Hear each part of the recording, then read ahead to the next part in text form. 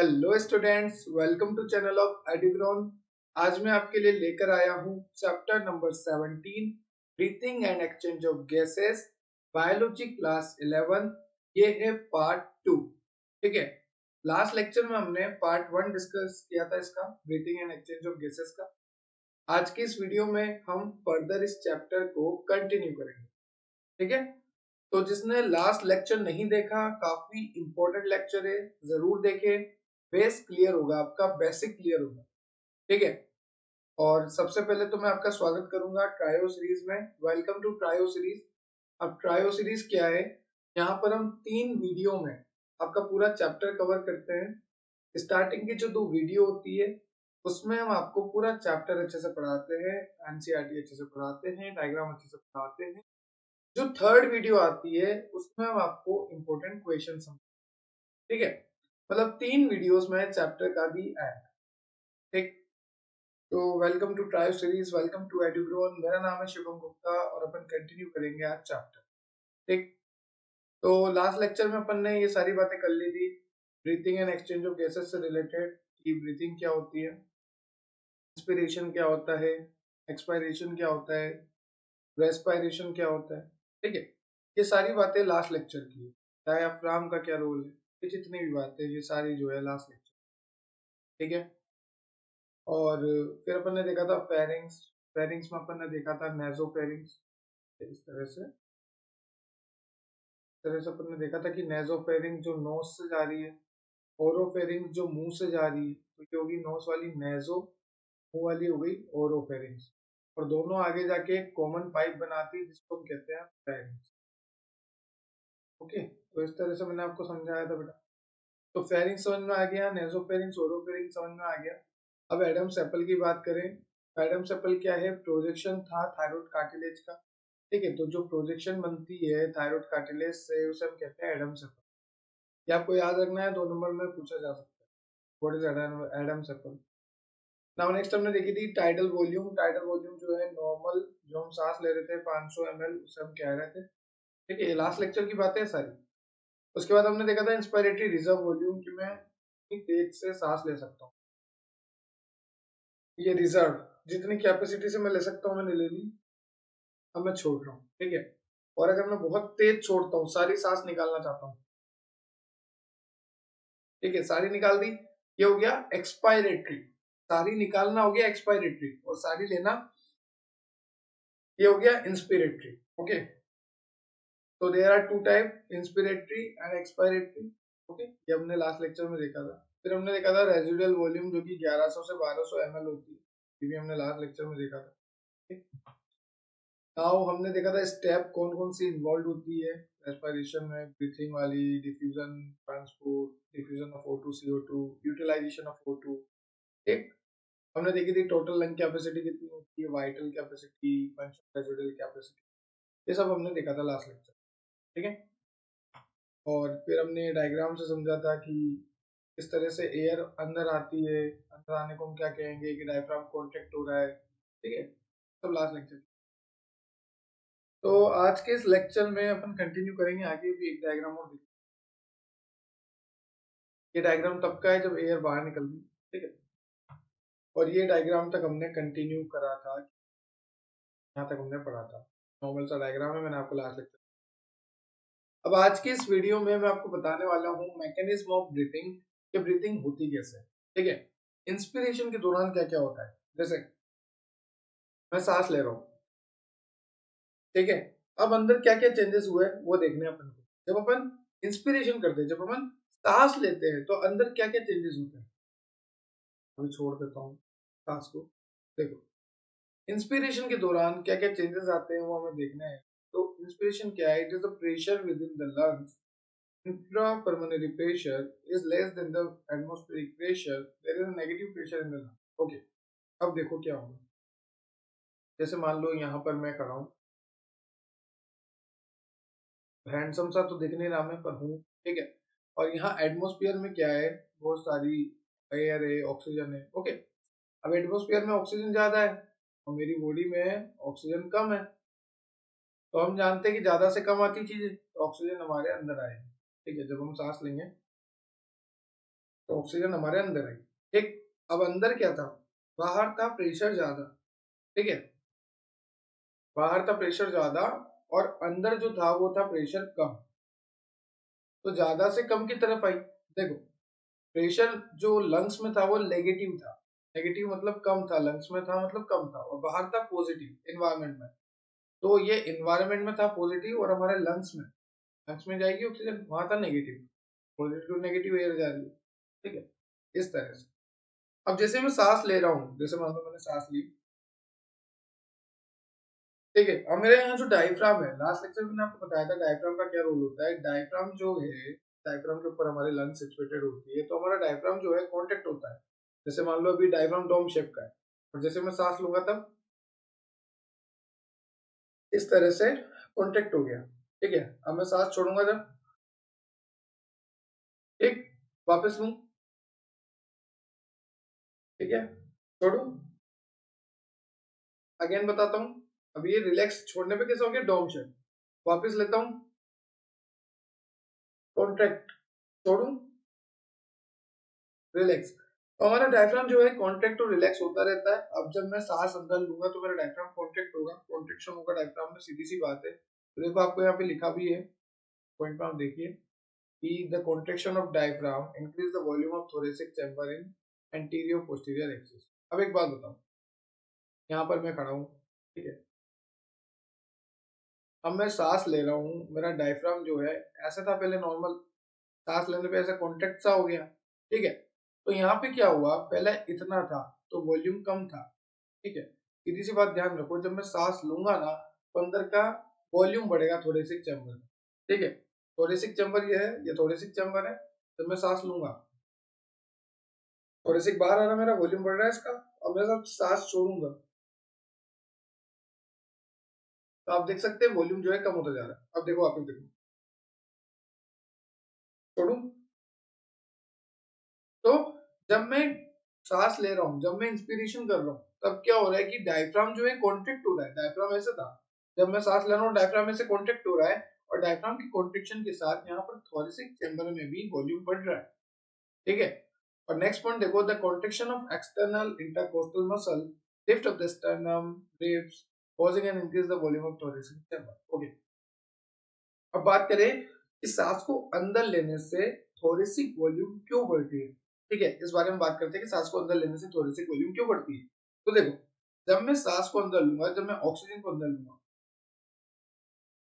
ठीक है, तो अंदर है मेरी एक्सटर्नल इंटरकोस्टल मसल। कौन सी मसल, एक्सटर्नल इंटरकोस्टल मसल। वापस बोलिए, एक्सटर्नल इंटरकोस्टल मसल। तो जब भी मैं सांस लूंगा तो ये एक्सटर्नल इंटरकोस्टल मसल में कॉन्ट्रेक्शन आएगा। क्या आएगा बच्चों, कॉन्ट्रेक्शन। तो सांस लेने पर डायफ्राम में कॉन्ट्रेक्शन आ रहा है, और साथ में एक्सटर्नल इंटरकोस्टल मसल में कॉन्ट्रेक्शन आ रहा है।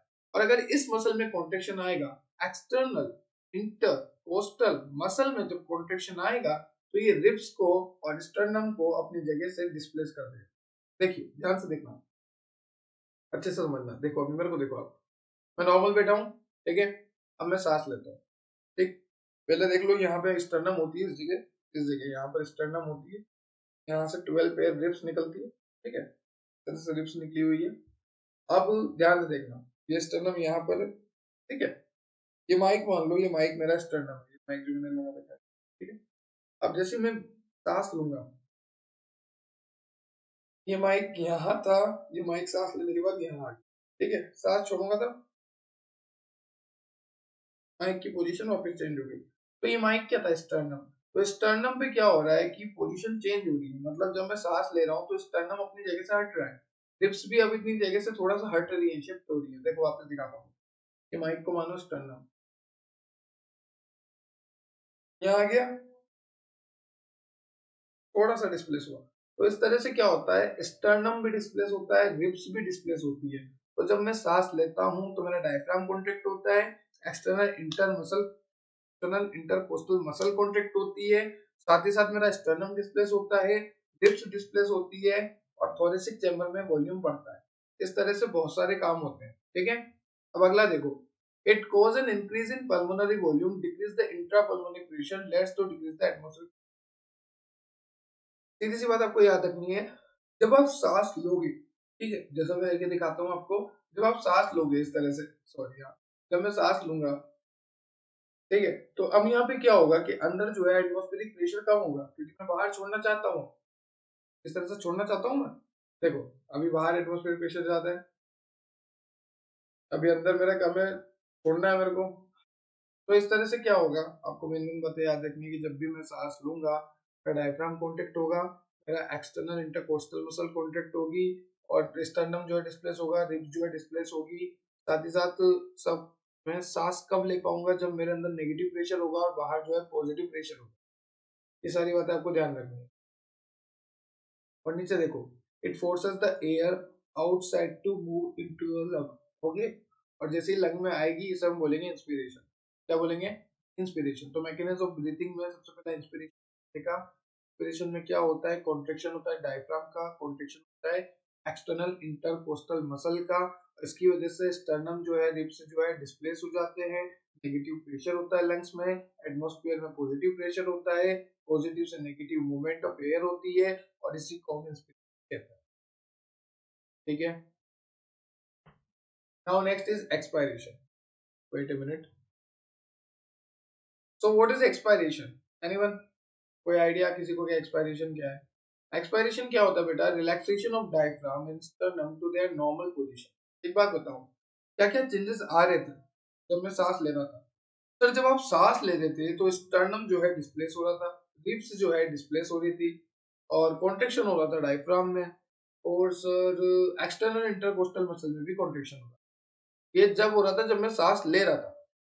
अब जब मैं सांस छोड़ूंगा तो इन सब का उल्टा हो जाएगा, डायफ्राम रिलैक्स हो जाएगा, स्टर्नम अपनी जगह पे आ जाएगा, अंदर थोड़े से वॉल्यूम जो बढ़ा था जब मैंने सांस लिया, थोड़े से वॉल्यूम बढ़ा, अब जब मैं सांस छोड़ूंगा तो थोड़ी सी वॉल्यूम भी नॉर्मल हो जाएगा। तो सब कुछ नॉर्मल हो जाएगा, सब कुछ अपनी जगह पे आ जाएगा, और रिलैक्सेशन हो जाएगा जब मैं सांस बाहर निकाल। क्लियर है? इसको हम कहेंगे एक्सपायरेशन। क्लियर है मैं दोनों? ठीक है, चलो अब आगे देखते हैं रेस्पिरेटरी ट्रैक्ट क्या होता है। अब रेस्पिरेटरी ट्रैक्ट और ट्रैक्ट वर्ड से आपको इतना सा समझना है कि ट्रैक्ट हम किसे कहते हैं? किसी भी पाथवे को, किसी भी रास्ते को हम कहते हैं ट्रैक्ट। कि हाँ ये रास्ता वहां तक जा रहा है, कहाँ तक? क्रश के घर तक? नहीं नहीं नहीं। तो एक्स के घर तक? अरे नहीं सर, ये रास्ता जा रहा है हमारी पढ़ाई तक। ठीक है, तो इसी रास्ते से चलते रहो, पढ़ते रहो। क्रश एक्स ये तो आती जाती रहती है। चलो चलो, तो रेस्पिरेटरी ट्रैक्ट, चलो देखते रास्ता, सांस कैसे जा रही है। चलो, सबसे पहले हम देख रहे हैं सांस कैसे जाती है। सर ये नाक में, ठीक है, अब आप बोलोगे सर ये नाक बंद कर लेता हूँ मैं तो मुंह से सांस ले लूँ। तो मुंह से भी ले सकते हैं भाई, बिल्कुल ले सकते हैं, ठीक है, पर जनरली तो नाक से लेते हो ना, ऐसा तो नहीं करते ना कि इस पे ऐसा क्लिप लगा कर ऐसे, तो ऐसे करते रहते हो। नाक से लेते हो तो नाक का पकड़। तो देखो, रेस्पिरेटरी ट्रैक्ट में हम देखेंगे कि हवा जो है कैसे जा रही है अंदर। तो सबसे पहले नोज है, ठीक है, अब ये नोज में जो अंदर है, ये जो होल है, ये इसको बोलेंगे नोस्ट्रिल। ठीक है, एक्सटर्नल और नोस्ट्रिल, क्या है ये? External nostril. अंदर चलेंगे थोड़ा तो ये हो गया नोजल चैम्बर। क्या हो गया ये हो गया नेजल चैम्बर। ठीक, इसके अंदर घुसेंगे इस तरह से तो ये हो गया nasal passage. External nostril, nasal chamber, nasal passage. Okay, then nasopharynx जो अंदर ले जा रही है, ठीक है, नेजोफेरिंग। उसके बाद आएगा यहाँ ग्लोटिस। ग्लोटिस का मतलब होता है वॉइस बॉक्स। मैं जो बोल रहा हूँ ना, कि मेरे ग्लोटिस की मदद से बोल रहा हूँ, वॉइस बॉक्स की मदद। ठीक है, नहीं सॉरी, लेरिंग्स होता है वॉइस बॉक्स, ग्लोटिस तो एक क्लिप होता है, ढक्कन होता है, ठीक है, लेरिंग्स होता है वॉइस बॉक्स। वो मैंने ग्लोटिस देख के लेरिंग्स बता दिया, आपके पास पास है ना। ठीक, तो वापस सुनते हैं। सबसे पहले एक्सटर्नल नोस्ट्रिल, फिर नेजल चैम्बर, फिर नेजल पैसेज, उसके बाद अंदर जो है नेजोफेरिंक्स, उसके बाद ग्लोटिस, उसके बाद लैरिंग्स। लैरिंग्स को बोलते हैं वॉइस बॉक्स। ये मैं जो बोल रहा हूँ इतनी देर से, ये सब लैरिंग्स का। फिर आएगा ट्रेकिया। ट्रेकिया को हम बोलते हैं विंड पाइप। क्या बोलते हैं बेटा? Wind pipe. ओके, तो एक बार और अभी हायरार्की अच्छे से याद करेंगे, कोई बात नहीं है। ट्रेकिया को हम बोलते हैं,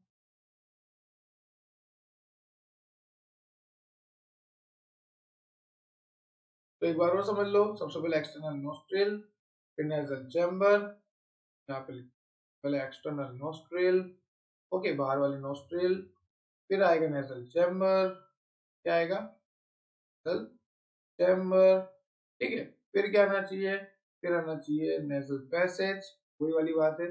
फिर आएगा नेजोफेरिंग्स, क्या आएगा बेटा, नेजोफेरिंग्स।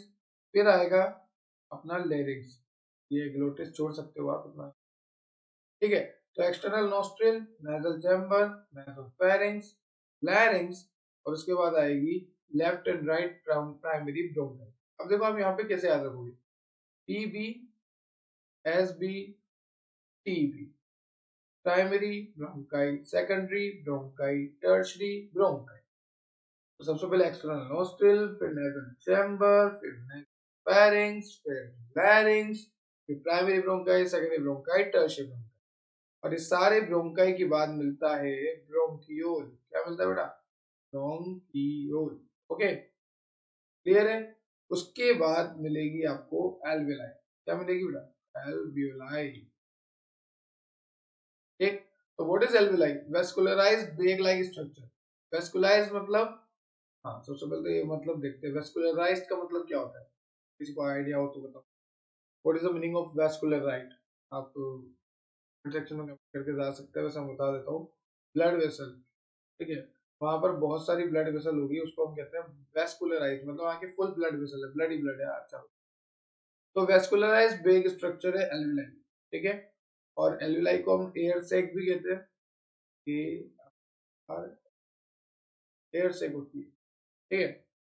और हमारी जो लंग है वो प्लूरल मेम्ब्रेन से कवर्ड होती है, मैंने आपको लास्ट लेक्चर में बताया था, जो हमारे लंग्स होते हैं वो प्लूरल मेम्ब्रेन से कवर्ड होते हैं, और उस प्लूरल मेम्ब्रेन के अंदर प्लूरल फ्लूइड होता है जो कि हमें शॉक से बचाता है, शॉक एब्जॉर्बर होता है, ठीक है, क्लियर है। चलो नाउ नेक्स्ट देखिए आप, respiratory organ in animals, different type of animals है, आपने पढ़ा होगा, protozoa, porifera, coelenterata, ctenophora, platyhelminthes, annelida, arthropoda, mollusca, echinodermata, कोडेटा, cephalochordata, urochordata, different type of animals, ठीक है। अब ये एनिमल्स क्या करते हैं, इनके अंदर अलग अलग रेस्पिरेटरी ऑर्गन होते हैं, हर कोई तो मेमल्स होता नहीं है अपनी तरह जो लंग्स ले लेके घूमे पड़े, ठीक है। तो इनमें कौन कौन से रेस्पिरेटरी ऑर्गन होते हैं वो आपको बता देता हूँ, देखो, जनरल बॉडी सरफेस से, जो बॉडी की सरफेस है, मान लो ये बॉडी है हमारी, तो मान लो ये कोई भी अजीब सा है, ठीक है, तो इसकी जो बॉडी सरफेस है, जनरली बॉडी सरफेस से जो रेस्पिरेशन करते हैं उनका नाम है प्रोटोजोअन्स और एनिलिड्स, ध्यान रखना, एनिलिड्स के सारे मेंबर, प्रोटोजोअन्स वगैरह, ये सब जो है बॉडी सरफेस से रेस्पिरेशन करते हैं, सांस लेते हैं, सांस छोड़ते हैं, वो सब बॉडी सरफेस से करते हैं। अब बात करेंगे गिल्स की, और गिल्स जहां भी आ जाए ना, आपको याद रखना है पानी, क्या याद रखना बेटा, पानी, गिल जो है पानी में ही मिलता है, पानी वाले ऑर्गेनिज्म में ही गिल देखने को मिलता है, छोटा रहता है, ठीक है। चलो, तो गिल्स में हम क्या पढ़ रहे हैं कि gills fishes, tadpole, stage of frog, any other aquatic animal, मैंने बोला ना पानी में ही मिलेगा गिल, एक्वेटिक एनिमल, मछली भी पानी में, टेडपोल भी है, फ्रॉग भी है, सब पानी वाले। Now air bladder, air bladder जो है ये रेस्पिरेटरी ऑर्गन है बोनी फिशेस, या फिर आप बोल लो लंग फिशेस, ठीक है। तो बोनी फिशेस या फिर लंग फिशेस जिसमें रेस्पिरेटरी जो ऑर्गन है वो है air bladder. Next is trachea और ट्रेकियल ट्यूब, यहाँ पे क्या होता है, insects and few other arthropod, trachea और ट्रेकियल ट्यूब में जैसे कॉकरोच हो गया, सबसे बढ़िया एग्जांपल में कॉकरोच, कॉकरोच में जो रेस्पिरेशन होता है वो ट्रेकियल ट्यूब से ही होता है, ठीक है। ये भी अपने आप में एक क्वेश्चन है और पूछा जाता है, एक कि कौन से रेस्पिरेशन से होता है, इसमें ट्रेकियल ट्यूब्यूल से होता है या ट्रेकिया से होता है। अगला है लंग्स, ये तो हमारे अंदर है, ऑल लैंड वर्टिब्रेट जैसे एम्फीबिया, रेप्टिलिया और मैमल, ओके, और ये बारी आपको को ध्यान है। तो हमने यहाँ पे देखा different respiratory organ in animal, general body surface से भी कर रहे हैं, कुछ कुछ दिल से कर रहे हैं, कुछ एयर ब्लेडर से कर रहे हैं, कुछ ट्रेकिया से कर रहे हैं, कुछ ट्रेकियल ट्यूब्यूल से, कुछ लंग्स से, ठीक है। आगे चलते हैं, देखो ये आपको क्लियर है ये स्लाइड, एक्सपायरेशन रेस्पिरेटरी ट्रैक्ट वाली, एक्सपिरेशन वाली, ठीक है। फिर तीन स्लाइड क्लियर है, चलो आगे चलते हैं। देखो फिजियोलॉजी ऑफ रेस्पिरेशन,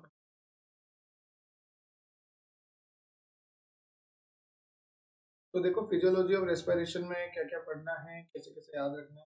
फिजियोलॉजी मतलब कैसे कैसे रेस्पिरेशन होता है, ठीक है।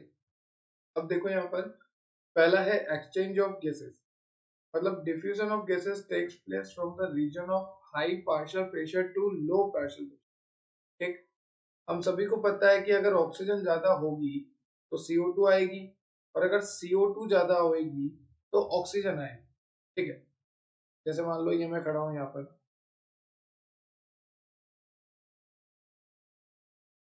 ठीक। अब मैं अगर ऑक्सीजन ले रहा हूँ तो कब मेरे पास ऑक्सीजन आ रही है, जब मेरे अंदर ऑक्सीजन कम है, ठीक है। मेरे अंदर CO2 ज्यादा है और ऑक्सीजन कम है, तो ऑक्सीजन जब मैं बाहर से ले पाऊंगा जब मेरे पास कमी होगी, ठीक है। तो वही फंडा है, ठीक। ये बात आपको ध्यान रखनी है, अगर आपके पास CO2 अंदर ज्यादा है बॉडी में है और ऑक्सीजन कम है, तभी आप ऑक्सीजन को इनहेल करते हो। तो वही यहाँ पे बोल रखा है। अब देखो यहाँ पे एल्विलाई लेवल पे कितनी होती है, 104 mm। वेनस ब्लड में कितनी होती है, 40 mm। Oxygen diffuse from alveoli to venous blood, ठीक है।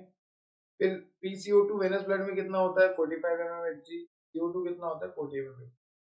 ये आपको एंड में एक टेबल दे रखी है, वहां से बहुत अच्छे से याद हो जाए, ठीक है। अभी आप यहाँ देखिए फिगर 17.4 एनसीईआरटी का डायग्राम है, a diagram of section of an alveolus with a pulmonary capillary, ठीक है। तो यहाँ पे डायग्राम किस तरह से है, आप देख सकते हैं, ये है ब्लड कैपिलरी, ये ब्लड ब्लड ब्लड ब्लड, और ये सेल्स बता रखी है, जैसे ये सेल है आर्मी, ठीक है। और अब इस ब्लड कैपिलरी में, ये ब्लड कैपिलरी क्यों है, मैंने आपको बताया था, हाँ, ये बताया था आपको कि वेस्कुलराइज्ड वेग लाइक स्ट्रक्चर जिसको हम कहते हैं या एयर से। तो वेस्कुलराइज से मेरा मतलब था कि ब्लड वेसल वहां पे बहुत ज्यादा होगी, कहाँ पर, एल्विलाई के पास, ठीक है। तो वही तो बात कर रहे हैं अपन कि एल्विलाई के पास ब्लड वेसल बहुत ज्यादा है, ये रही ब्लड कैपिलरी, दिखा रखी है तुम्हें, ये रही, और अंदर आरबीसी बता रखी है। अब जैसे मान लो ये ब्लड कैपिलरी है, यहाँ पे और यहाँ पे इस तरह से एल्विलाई आके, ठीक है। ये क्या है, alveoli are the primary site for gases, भी जानते हैं, ठीक है। तो अब इस एल्विलाई में देखो यहाँ पर एयर आ रही है और जाती हुई दिखा रखी है, ठीक। अंदर है ये जो कैविटी है, इसको बोलेंगे एल्वियोलर कैविटी, नाम है इसका एल्विलाई, और इसके अंदर की जो कैविटी है उसको हम बोल रहे हैं एल्वियोलर कैविटी। यहाँ पर जो एपिथेलियम होगा वो होगा स्क्वायमस, सिंपल स्क्वायमस एपिथेलियम, ठीक है। वन सेल थिक होती है यहाँ पर, ये मतलब ये आपसे बताता है, ठीक है। और यहाँ पर होती है बेसमेंट। तो डायग्राम तो हमने अच्छे से देख लिया, डायग्राम में कोई दिक्कत भी नहीं है, बेसमेंट एक सेल ठीक है, तो ये रही बेसमेंट।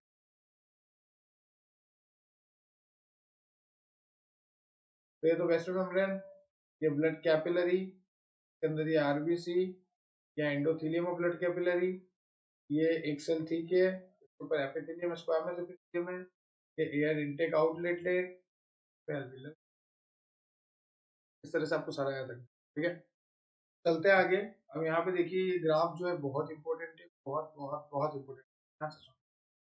देखो होता क्या है, एक कंडीशन होती है PO2 और एक कंडीशन होती है पी।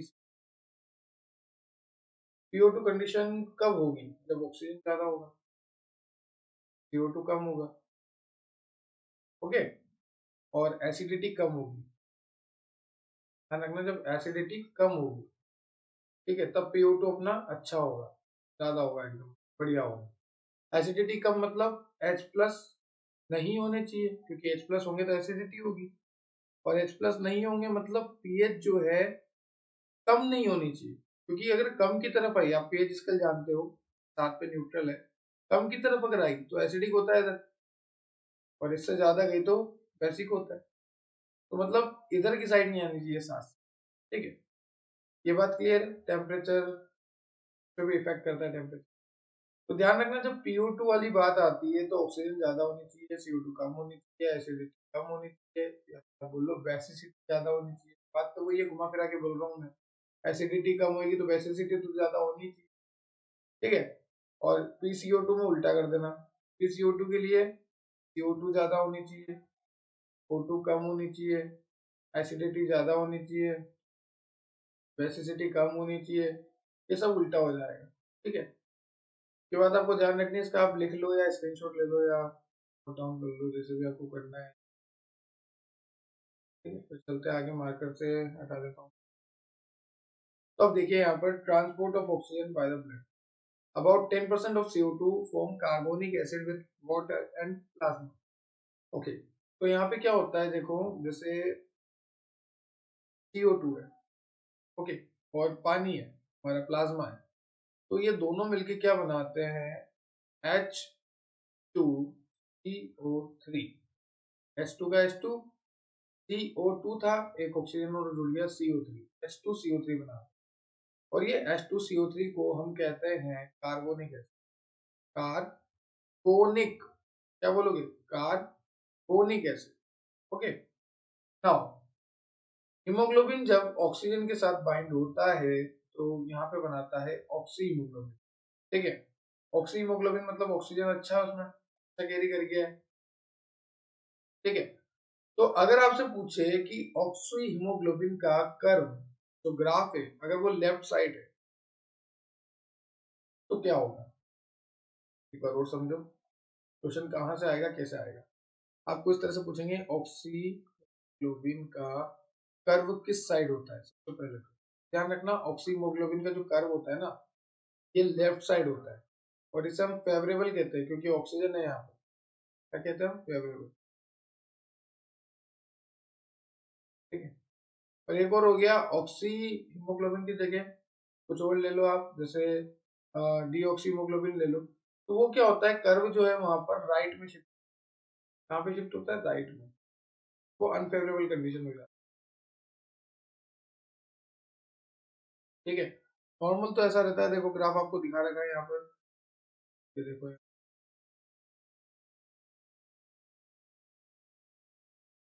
ठीक है, इस तरह से ग्राफ होता है, ध्यान रखना आपको, पार्शियल प्रेशर ऑफ ऑक्सीजन का बता रखा है, क्लियर है।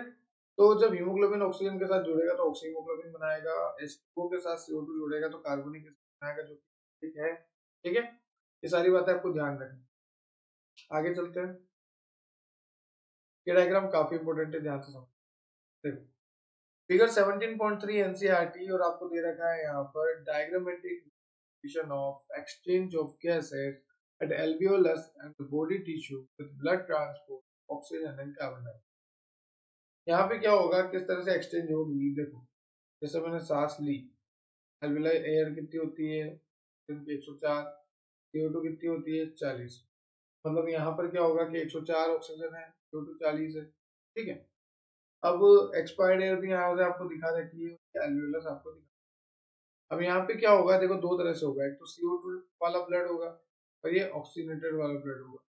तो ऑक्सीजन जब इसमें आ रही है तो ऑक्सीजन मिक्स भी हो जाएगी, देखो यहाँ से ऑक्सीजन रिलीज हो रही है, तो ऑक्सीजन इसमें आके मिक्स भी हो जाएगी, यहाँ पर देखो ये ऑक्सीजन रिलीज हो रही है, ये इसमें आके मिक्स हो जाएगी। और ये जो CO2 यहाँ से ऑक्सीजनेटेड के बाद जो डीऑक्सीजनेटेड बनता है, जाती है जाती जाती जाती जाती है, बाहर निकलती है, तो यहाँ से CO2 निकलता है।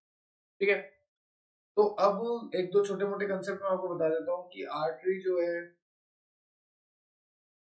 ऑक्सीजनेटेड ब्लड ले जाती है, वेन जो है डीऑक्सीजनेटेड ब्लड ले जाती है। ठीक, पर एक बात ध्यान रखना, हमारी आर्टरी तो ऑक्सीजनेटेड ले जाती है, हमारी वेन जो है डीऑक्सीजनेटेड ले जाती है, पर आर्टरी में एक आर्टरी है पल्मोनरी आर्टरी।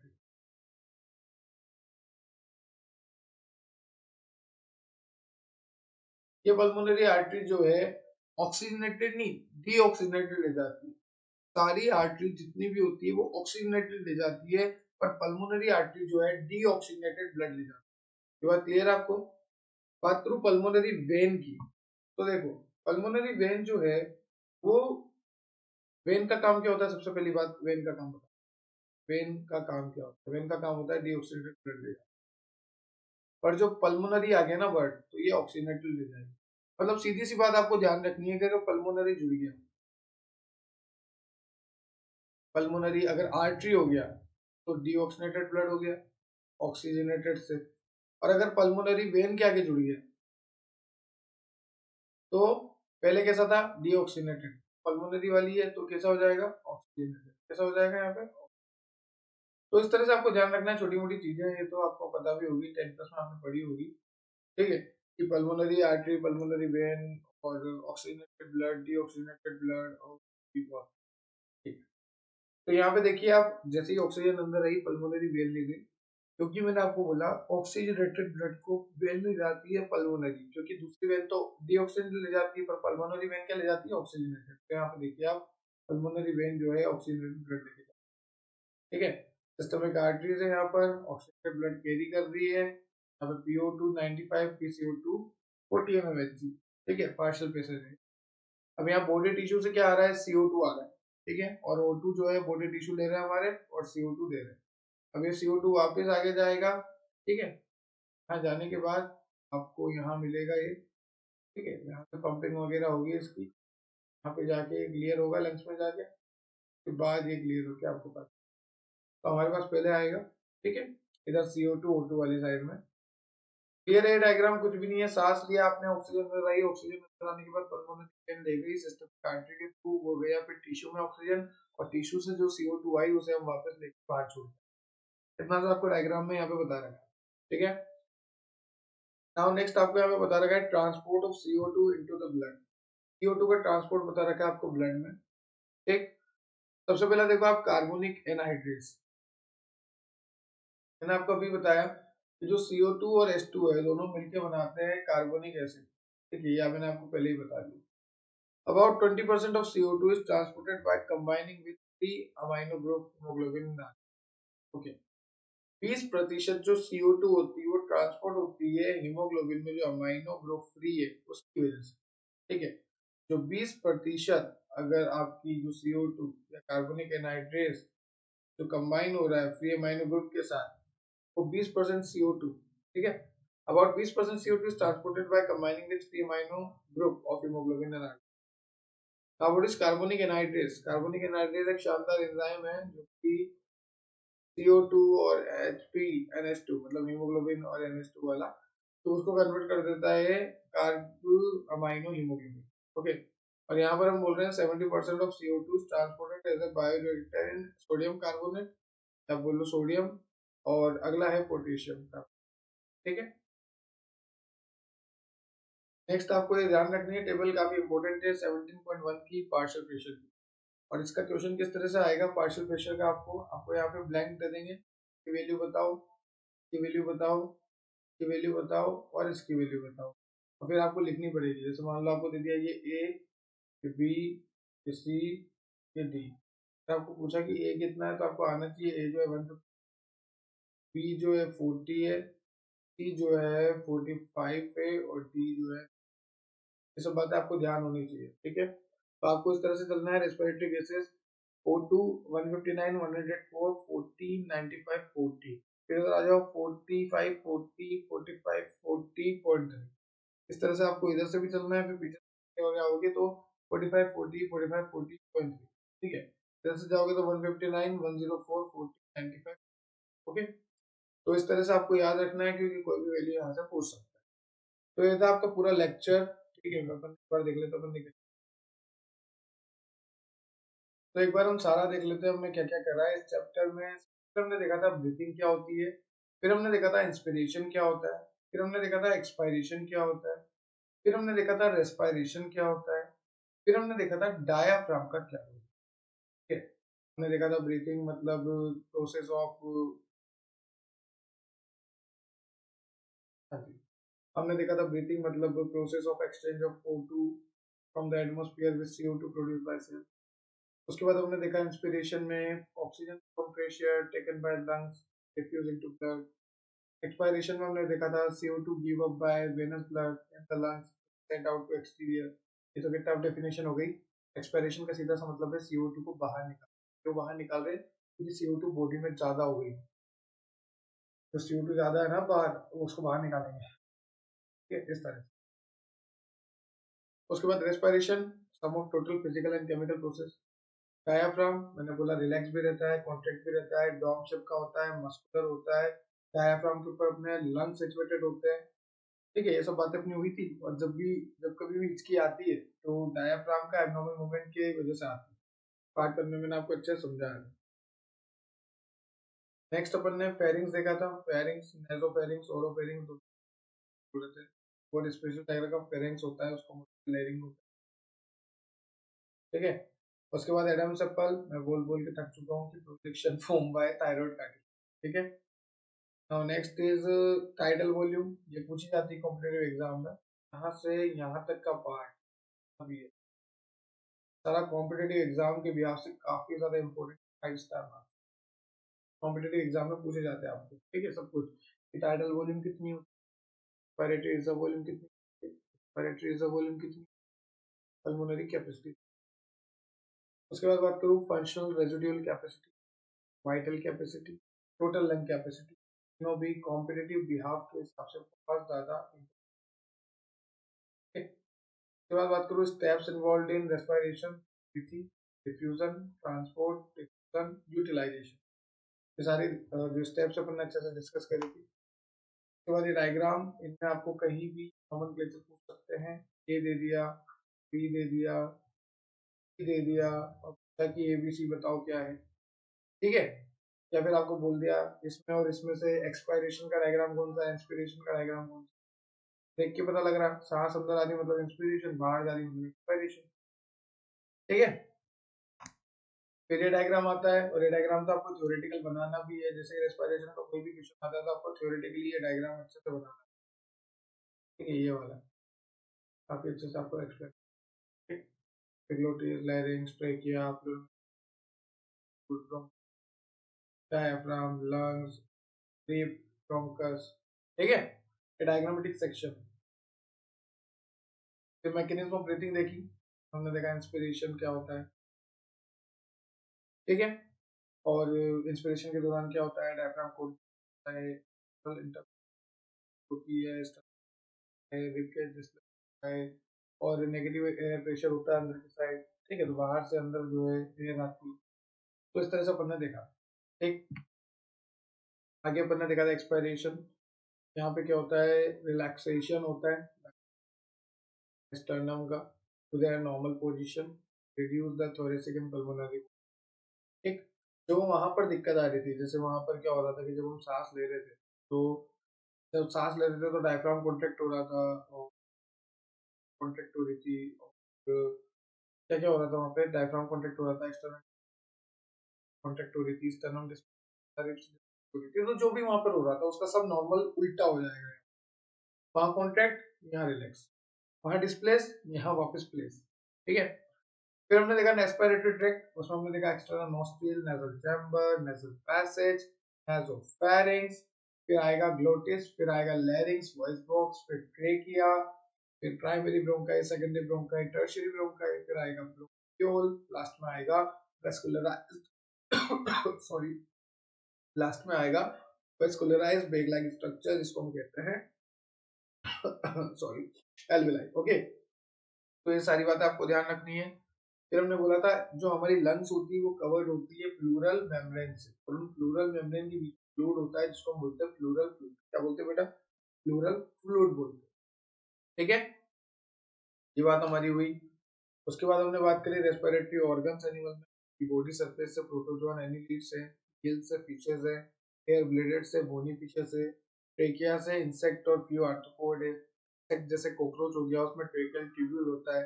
तो एक क्वेश्चन ये भी आ जाता है कि कॉकरोच में किस तरह का रेस्पिरेशन होता है, क्या बॉडी सरफेस से होता है, क्या लंग्स से होता है, क्या गिल्स से होता है, या ब्लेडर से होता है, या फिर ट्रेकियल ट्यूब्यूल से होता है। तो कॉकरोच क्या है, इंसेक्ट है, इंसेक्ट की फाइलम में आता है, और इंसेक्ट है तो ट्रेकियल ट्यूब्यूल से वहां पे रेस्पिरेशन होता है। आगे फिर हमने बात करी फिजियोलॉजी ऑफ रेस्पिरेशन। इसमें आपको लिखना है कि सांस ले कैसे रहे, दे कैसे रहे बाहर, ये डायग्राम बनाना है आपको अच्छे। ठीक है, उसके बाद बात करी अपन ने transport of oxygen by the blood. अपन ने देखा कि ऑक्सीमोग्लोबिन और कैसे बनता है, फेवरेबल कंडीशन क्या होती है, डोम शेप का ग्राफ होता है। ठीक है, डोम शेप का ग्राफ होता है, और इस तरह से ट्विस्टेड होता है। अगर ये लेफ्ट साइड शिफ्ट हो रहा है मतलब ये फेवरेबल है, अगर ये राइट साइड शिफ्ट हो रहा है मतलब ये नॉन फेवरेबल। लेफ्ट साइड हो रहा है ना, ये ग्राफ जो है अगर इस तरफ हो रहा है तो फेवरेबल कंडीशन, अगर आगे हो रहा है तो नॉन फेवरेबल कंडीशन। उसके बाद हमने देखा था ये डायग्राम काफी इंपॉर्टेंट, एयर आ रही है, फिर एयर आने के बाद ऑक्सीजन देखो आप पल्मोनरी वेन ले जा रही है, और ये पल्मोनरी वेन सिस्टमिक आर्टरीज, फिर यहाँ नीचे जो बॉडी टिश्यू है CO2 निकल रहा है, और ये CO2 वापस ऊपर ऐसा कैसा निकल रहा है, ये सब आपको ध्यान रखना है। ठीक है, ये डायग्राम ही इंपॉर्टेंट है, इन्हीं में से पूछा जाएगा, जो पूछा जाएगा इन्हीं में से आएगा, सीधी बात। नेक्स्ट फिर अपन ने देखा कि CO2 कैसे ट्रांसपोर्ट होती है, तो CO2 ट्रांसपोर्ट कैसे होगी, CO2 और H2O दोनों मिलकर बनाते हैं कार्बनिक acid. About 20% of CO2 transported by combined with three amino group of, फिर नीचे है कार्बनिक एनहाइड्रेट, CO2 जब हीमोग्लोबिन, जो अमोनिया हीमोग्लोबिन उसके साथ जुड़ेगा अमाइन हीमोग्लोबिन के साथ, तो बनाएगा कार्बामाइन हीमोग्लोबिन। 70% जो CO2 है वो ट्रांसपोर्ट होता है बाइकार्बोनेट, जैसे sodium bicarbonate. Next is this table, and this table is very important, figure 17 आपको पूछ लेंगे हाइड कर करके कि ये क्या है, इसकी वैल्यू क्या है, इसकी वैल्यू क्या है। ठीक है, तो ये सारी बातें आपको ध्यान रखनी है, जैसे आपको पढ़ लेना है। ठीक है बेटा, आगे चलते हैं। देखो अब अगर आपको इससे रिलेटेड कोई भी डाउट है तो आप कमेंट सेक्शन में कर सकते हो। अगर आपको नोट्स की रिक्वायरमेंट है तो आप हमारा टेलीग्राम, हमारी वेबसाइट विजिट कर सकते हो। ठीक है, आपको सब कुछ वहाँ पे अवेलेबल हो जाएगा, एडिग्रोन हमारा सब कुछ आपको अवेलेबल करवाएगा। आपको कोई भी किसी भी तरह का डाउट है तो आप कमेंट सेक्शन में उनसे बात करो, इंस्टाग्राम पे हमें मैसेज करो, हर जगह हम अवेलेबल है, इंस्टाग्राम, फेसबुक, टेलीग्राम, आपके पास कुछ। आप जहाँ ज्वाइन होना सकते हो वहाँ होना चाहते, जहाँ ज्वाइन होना चाहते हो वहाँ हो सकते हो। अगर आपके पास सिर्फ फेसबुक है तो आप फेसबुक से हो जाओ, इंस्टाग्राम से हो जाओ, सब कुछ है, सब कुछ से हो जाओ। जितनी ज्वाइनिंग करोगे मतलब उतना ही आपको कम दिक्कत आएगी टॉपिक को सॉल्व करने में। ठीक है, क्योंकि हमारा टारगेट होता है कि हम आपको अच्छे से एक्सप्लेन करें। ठीक है, बहुत अच्छे से एक्सप्लेन करें। आई होप आपको क्लियर हुआ होगा बेटा। Have a nice day, thank you. मिलते हैं इसकी ट्यूशन सीखते हैं, और ट्यूशन जो है मिस मत, क्योंकि क्वेश्चंस में क्या होगा, अभी तो अपन ने थ्योरी पढ़ ली, अब क्वेश्चन में अपन क्या करेंगे, क्वेश्चन में एक क्वेश्चन जब अपन पढ़ेंगे, फिर अपन याद करेंगे कि अपन ने थ्योरी में क्या पढ़ा था, फिर उस हिसाब से अपन आंसर देंगे। तो जब क्वेश्चन अपन कर लेंगे ना इस चैप्टर के, तो अपना सारा काम बहुत आसान हो जाएगा, क्योंकि क्वेश्चन ही है जो है। थ्योरी तो सब पढ़ लेते हैं यार, थ्योरी पढ़ने वाले हजारों हैं, किताबें हजारों हैं, हर किताब में थ्योरी थ्योरी।